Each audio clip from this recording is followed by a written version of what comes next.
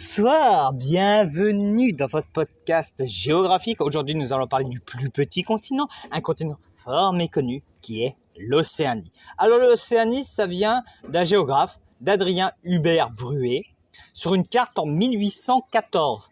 Il y a une confusion car l'Océanie est à la fois un continent et une région du monde. Alors, petite frise chronologique, déjà on découvre le Pacifique en 1513. Donc une fois qu'on a découvert l'océan qui borde le continent, on est déjà bien. Entre 1788 et 1901, il y a la colonisation de l'Australie. En 1853, la colonisation de la Nouvelle-Calédonie. La Nouvelle-Zélande va être une colonie entre 1840 et 1907. En 1884, on a la colonisation de la Papouasie-Nouvelle-Guinée. J'aime bien ce nom-là. Plus la ligne internationale de changement de date en 1884. Donc, en gros, c'est une ligne dans l'océan Pacifique. En gros, là, aujourd'hui, au moment où je tourne cette vidéo, on est le 31 décembre 2021. En gros, dans quelques heures, dans cette ligne, il y aura une partie qui sera en 2021, une partie qui sera en 2022.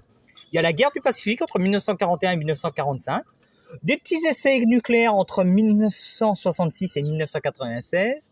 En 1987, c'est trouble en Nouvelle-Calédonie, plus une première Coupe du Monde remportée par les All Blacks de la Nouvelle-Zélande. Alors, j'ai décidé de vous regrouper la carte plus la définition, parce que j'ai pas grand chose comme définition en magasin. Donc la carte, c'est simple. T'as l'Australie, t'as la Nouvelle-Zélande et t'as une chier de petites îles. Voilà l'Océanie. C'est pas le continent le plus facile à cartographier, parce qu'il faut toutes les avoir. Définition, une île, c'est une étendue de terre entièrement entourée d'eau, émergeant dans un océan, une mer ou un cours d'eau. Et oui, il peut y avoir une île dans une rivière ou un fleuve. Alors, comment on va faire ? On va faire simplement, on va faire une étude du continent plus une étude de cas. Comme ça, on va tout regrouper. Donc déjà, on va faire une petite présentation. On va voir les aspects physiques, le relief, le climat, la végétation, les peuples d'Océanie. Puis après, on va un peu se concentrer sur l'Australie, la culture, l'élevage, les mines et l'industrie, tourisme et commerce. Grand 1, présentation. L'Océanie est un continent composé d'îles. L'Australie, qui est la plus grande île du monde, la Nouvelle-Zélande, la Papouasie-Nouvelle-Guinée et environ 10 000 îles de l'océan Pacifique. Elles sont regroupées en 3 groupes. La Polynésie, la Mélanésie, la Micronésie. C'est le plus sec des continents et le moins peuplé après l'Antarctique. Bon, maintenant, c'est là où ça va commencer à être rigolo, c'est que là, je vais vous parler de tous les pays qu'il y a en Océanie. Donc, on a l'Australie, sa capitale est Canberra, elle est indépendante depuis 1901.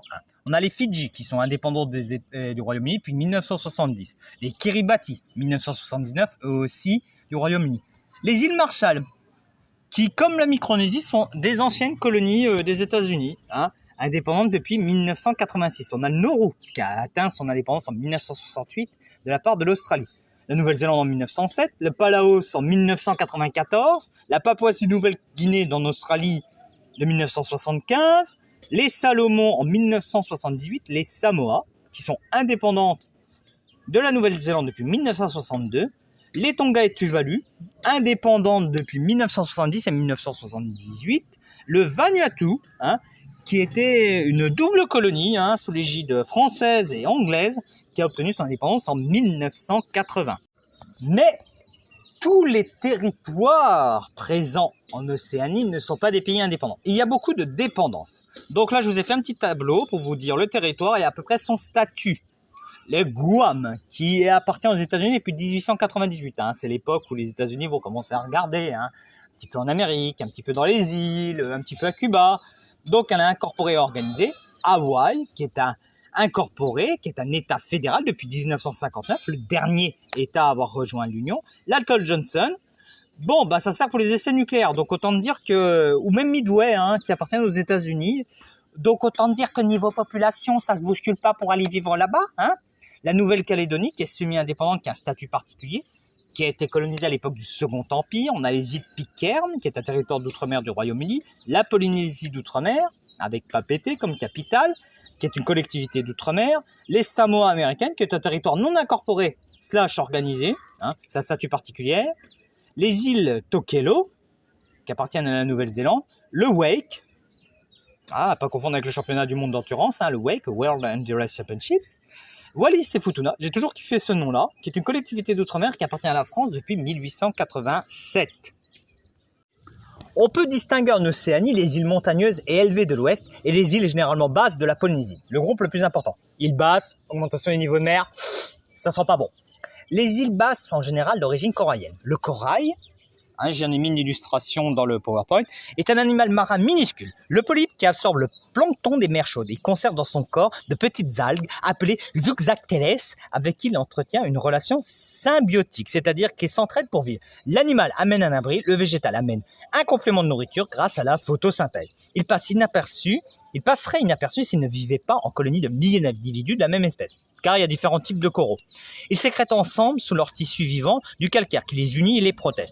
Au long des siècles, les coraux ont formé une énorme masse rocheuse appelée récif corallien dans des mers claires, chaudes et peu profondes. Parfois, le récif a constitué une barrière qui isole une île de l'océan. Ça s'appelle un atoll. Quand la mer pénètre à l'intérieur de l'atoll, elle y forme un bassin plus ou moins fermé appelé lago. Les îles, même celles qui ne sont pas d'origine madréporique, sont presque toujours entourées d'une ceinture d'écueils coralliens. Climat et végétation. La plupart des îles de l'Océanie jouissent d'un climat tropical maritime. Il n'y a pas à proprement parler de saison sèche et de saison humide dans toute la Polynésie. Il pleut toute l'année sur la côte des îles qui est frappée par l'alizé. Il ne pleut presque pas sur l'autre côté. Dans la région occidentale, le régime change. Les grandes îles ont une étendue assez importante pour modifier les conditions océaniques. Cela transforme le régime des alizés en régime des moussons. L'écran des hautes montagnes contribue aussi à arrêter les vapeurs et à produire sur les côtes nord et sud des alternances de saisons pluvieuses et sèches. La végétation suit le climat. En Nouvelle-Guinée, on trouve des forêts vierges et des cultures tropicales telles que la canne à sucre, le café, les épices, le riz, le tabac, le coton.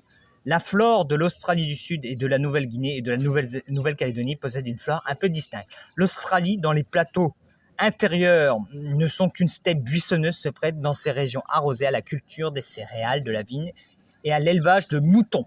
Les îles micronésiennes et polynésiennes ne produisent qu'une flore restreinte, cocotiers, pandanus, igname, taro.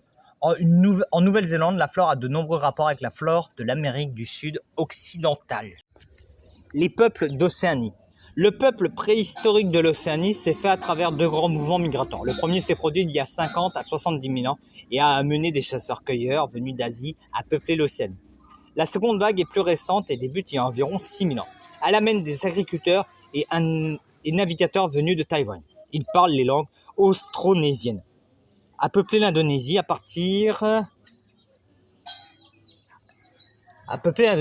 partir d'Indonésie, elle conduit, il y a 3 000 à 4 000 ans, ces navigateurs austronésiens vers les îles de l'Océanie. Tout au long de ce parcours, les populations de la première et surtout de la seconde vague de peuplement sont assez largement métissées, tant sur le plan culturel que biologique.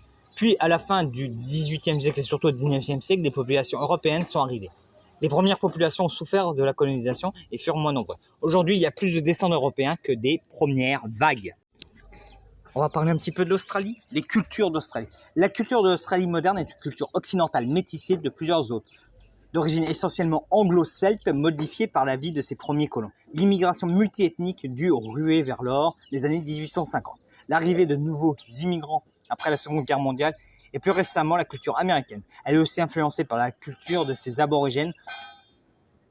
On y ajoutera les influences de l'environnement australien si particulier, de l'isolement géographique par rapport aux nations occidentales et de la proximité de l'Asie. Donc, quelques petits pourcentages de personnes se référant à une religion. Bon, mon étude remonte à 2001. Elle commence à être un petit peu datée, j'avoue, mais bon. On a du catholique, on a de l'anglican, on a tout ce qui se fait un petit peu dans les églises non catholiques et protestantes.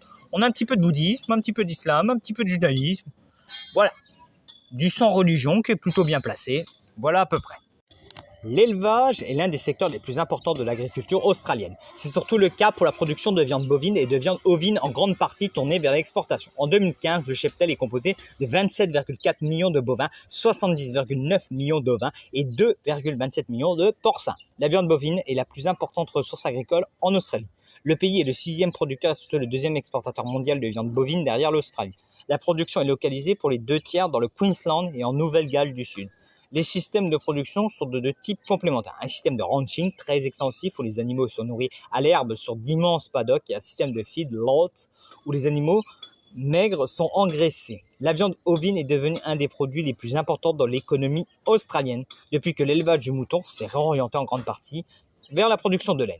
En 2011-2012, la production des produits de la mer s'est située à 237 000 tonnes pour une valeur de l'ordre de 2,8 milliards de dollars australiens. La part de l'aquaculture dans ce secteur de production est en constante augmentation et représente environ maintenant 38%. La valeur des exportations de produits et la pêche entre 2009-2010 était de 101,25 milliards de dollars australiens.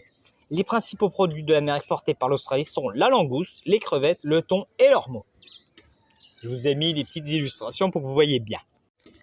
Mines et industrie, je vous ai mis une petite carte pendant que je vais vous compter cela. L'industrie a toujours été le maillon historiquement faible de l'économie australienne, celle-ci étant passée directement d'un modèle basé sur l'exploitation de ses ressources naturelles à une économie de services. Le seul secteur ayant atteint une taille critique au niveau national est celui des machines-outils. Le seul producteur automobile Holden est une subdivision de l'américain General Motors. En 2012, il y a 405 mines en exploitation en Australie. On y trouve aluminium, argent, charbon, cobalt pour les batteries de téléphone, cuivre, diamant, fer, or, plomb, mais aussi nickel, qui est un métal, le talc utilisé pour faire de la poudre pour les peaux sensibles, l'étain pour les soudures, le tungstène, un métal qui sert dans les armes, l'uranium pour le nucléaire. Le tourisme et le commerce, l'industrie du tourisme constitue une part substantielle de l'économie australienne grâce à sa météo et ses paysages. L'Australie accueille beaucoup de monde, plus de 2 millions de touristes. Le commerce est très fort grâce au Commonwealth et les accords avec ses voisins. L'Australie, la plus grosse île, produit des produits uniques dans le continent et en tire un avantage. En conclusion, 2 petits graphiques. On remarque la faible part de l'Océanie dans cette terre émergée ou dans sa part dans la population mondiale.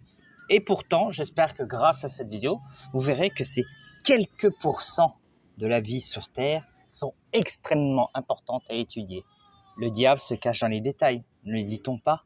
J'espère que cette vidéo vous a plu. Si elle vous a plu, vous pouvez liker, partager, faire de la pub pour la chaîne, ça ferait plaisir. Je vous souhaite une bonne fin de journée. Ciao!